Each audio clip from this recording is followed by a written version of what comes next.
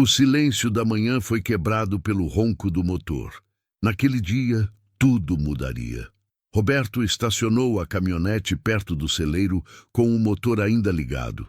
Eram apenas 6:30 da manhã, quase 2 horas antes do horário que costumava chegar à fazenda. A reunião em São Paulo havia sido cancelada de última hora e ele decidiu aproveitar para verificar pessoalmente o andamento das reformas no estábulo. Aos 43 anos, Roberto construíra um império do zero. Começara com um pequeno armazém de rações e agora era dono de 3 fazendas e uma rede de distribuição que atendia todo o estado. O sucesso, porém, tinha seu preço. Passava a semana inteira viajando, negociando contratos, expandindo negócios. A fazenda principal, aquela que herdara do pai, tornara-se apenas mais um ponto no seu mapa de propriedades. Ao desligar o motor, ouviu algo incomum. Uma voz infantil vinha da direção da casa dos funcionários, seguida por uma risada. Franzindo a testa, Roberto caminhou devagar pelo gramado ainda úmido de orvalho. A voz era do Miguel, seu filho de 9 anos. O menino deveria estar em casa com a babá. O que fazia ali àquela hora? Roberto contornou o galpão de ferramentas e parou. Pelo vão entre as tábuas de madeira, conseguia ver o quintal dos fundos. Miguel estava sentado em um banco improvisado, feito de troncos e tábuas velhas. Ao seu lado, Dona Lourdes, a faxineira que trabalhava na fazenda há 15 anos, segurava algo nas mãos. "Agora você tenta", disse ela, estendendo o objeto para o menino. Roberto reconheceu. Era uma agulha e uma linha, e no colo de Miguel havia uma camisa rasgada. "Mas, Dona Lourdes, homem não costura", protestou Miguel, com a voz ainda fina da infância. A mulher deu um sorrisinho. Seu rosto, marcado pelo tempo e pelo sol, contava histórias que nenhum livro jamais contaria. "Quem disse isso, meu filho? Homem que não sabe cuidar das próprias coisas, fica dependente dos outros a vida inteira. Seu avô, que Deus o tenha, sabia cozinhar, costurar, consertar o que quebrasse, e era o homem mais respeitado que conheci." Roberto sentiu algo apertar no peito. Fazia meses que não conversava direito com Miguel. Suas interações se resumiam a perguntas rápidas sobre notas escolares e promessas de passeios que nunca aconteciam. A criança era criada por babás, motoristas, empregados. Mas ali, naquele quintal simples, seu filho prestava atenção em cada palavra de Dona Lourdes como nunca prestara nas dele. "Presta atenção", continuou a mulher, guiando as mãos pequenas do menino. "Você passa a linha assim, devagar. Não precisa ter pressa. As coisas importantes da vida não são feitas com pressa." Miguel mordeu o lábio, concentrado. A agulha escapou da linha 3, 4 vezes. Em vez de desistir, o menino tentou novamente. Roberto notou algo diferente no filho: persistência. Uma qualidade que ele mesmo tentara ensinar através de discursos vagos sobre não desistir nunca, mas que nunca demonstrara na prática. "Consegui!" exclamou Miguel quando finalmente a linha passou pelo buraco da agulha. "Viu só? Agora você já sabe fazer algo novo. E sabe o que isso significa?" "O quê?" "Significa que você não é mais a mesma pessoa de 5 minutos atrás. Cada coisa que a gente aprende, a gente cresce um pouquinho por dentro." Roberto encostou-se na parede do galpão. Quantas vezes ele dissera ao filho que precisava estudar para ser alguém na vida? Quantas vezes cobrara resultados sem ensinar processos? Dona Lourdes, com sua sabedoria silenciosa, estava fazendo o que ele não conseguia. Estava presente. "Dona Lourdes, posso perguntar uma coisa?" A voz de Miguel soou baixinho. "Pode, meu anjo. Por que meu pai nunca fica aqui comigo?" O mundo pareceu parar. Roberto prendeu a respiração. A mulher continuou guiando as mãos do menino no ponto da costura antes de responder. "Seu pai é um homem bom, Miguel. Mas às vezes as pessoas ficam tão ocupadas construindo coisas grandes lá fora que esquecem de construir as coisas mais importantes aqui dentro." Ela tocou levemente o peito do menino, no coração. "Ele não gosta de mim?" "Gosta sim, e muito. só não aprendeu ainda a mostrar. Tem gente que cresce sem ter quem ensine que o tempo é o presente mais valioso que podemos dar. Seu pai dá brinquedos, dá escola boa, dá tudo que o dinheiro compra. Mas tem coisas que dinheiro nenhum compra. Como o quê? Como esse momento aqui. Eu e você, um ensinando o outro, conversando, estando juntos de verdade. Não tem dinheiro no mundo que pague isso. Roberto sentiu os olhos arderem. Pela primeira vez em anos, lágrimas ameaçaram escorrer. Ele, que sempre fora tão duro, tão focado, tão objetivo, via-se confrontado pela verdade mais simples e mais dolorosa. Estava perdendo o próprio filho para a ausência. Sabe o que seu avô me disse uma vez? Dona Lourdes continuou. Ele disse que a gente só entende o que realmente importa quando é tarde demais ou quando alguém tem a coragem de nos acordar. E ele entendeu a tempo? Entendeu, sim. Por isso, deixou essa fazenda para seu pai, não só como terra e negócio, mas como um lugar de memórias. Cada canto aqui tem uma história de família, de trabalho, de gente que amou e viveu de verdade. Miguel terminou o ponto na camisa, desajeitado, mas funcional. Ficou torto, ele disse, examinando o trabalho. Ficou perfeito, corrigiu Dona Lourdes, porque foi feito com esforço verdadeiro. As coisas mais bonitas da vida são tortas, meu filho.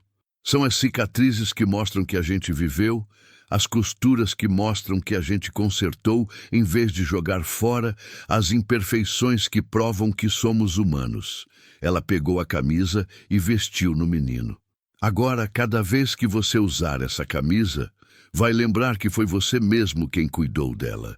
Isso se chama responsabilidade. E responsabilidade é a base de tudo. Roberto não conseguia mais ficar ali escondido. Algo dentro dele rachara. Caminhou devagar até o quintal, fazendo barulho suficiente para ser ouvido. Miguel e Dona Lourdes viraram-se surpresos. Pai!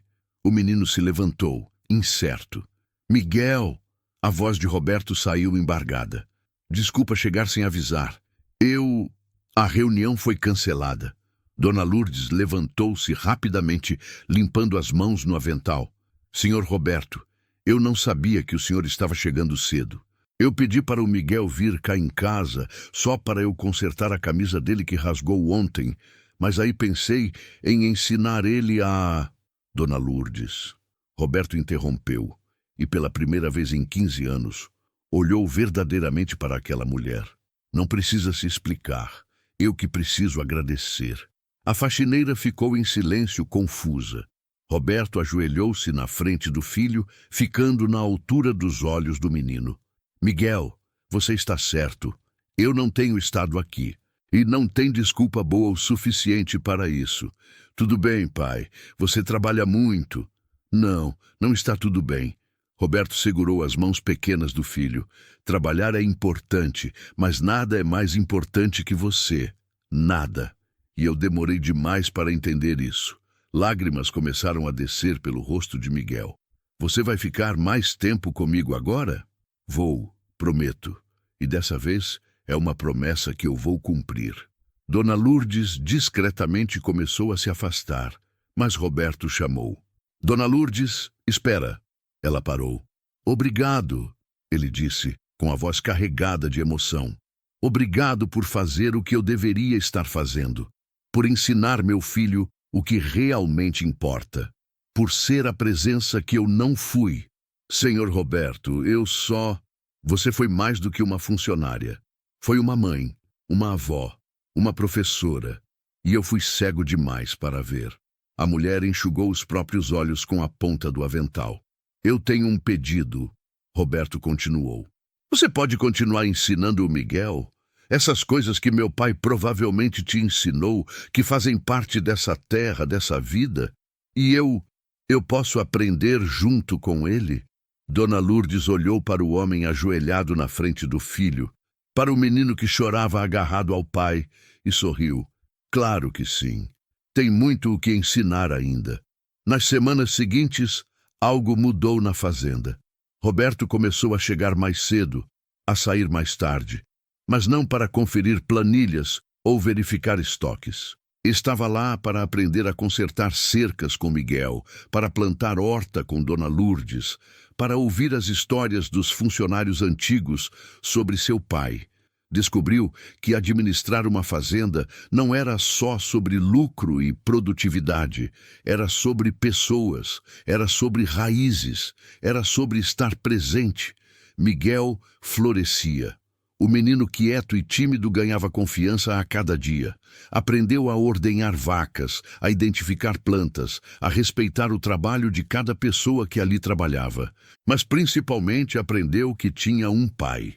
Um pai imperfeito, que estava aprendendo, mas que estava ali. 3 meses depois, durante um jantar na varanda da casa principal, Roberto olhou para o filho. "Sabe o que aprendi, Miguel?" "O que, pai?"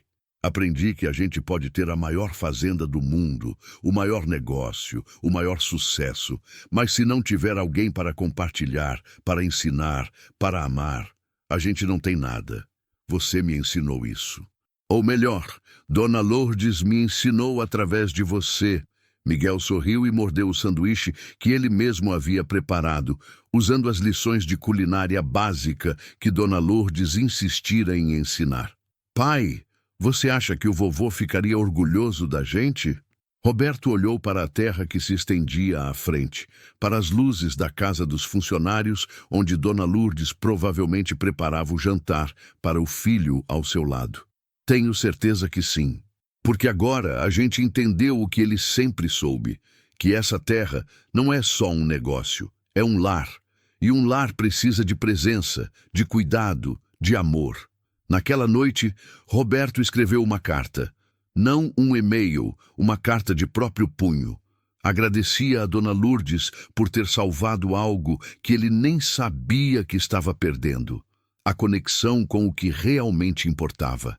Agradecia por ter ensinado, através de gestos simples como costurar uma camisa, lições que nenhuma escola de negócios jamais ensinaria. E agradecia por ter feito de Miguel um menino melhor do que o dinheiro poderia comprar.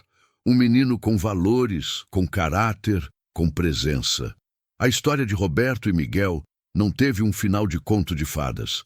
Teve um final real, de uma jornada contínua de aprendizado, de presença, de construção de memórias verdadeiras. A fazenda prosperou não porque rendia mais, mas porque finalmente tinha novamente o que sempre precisara: uma família vivendo nela de verdade.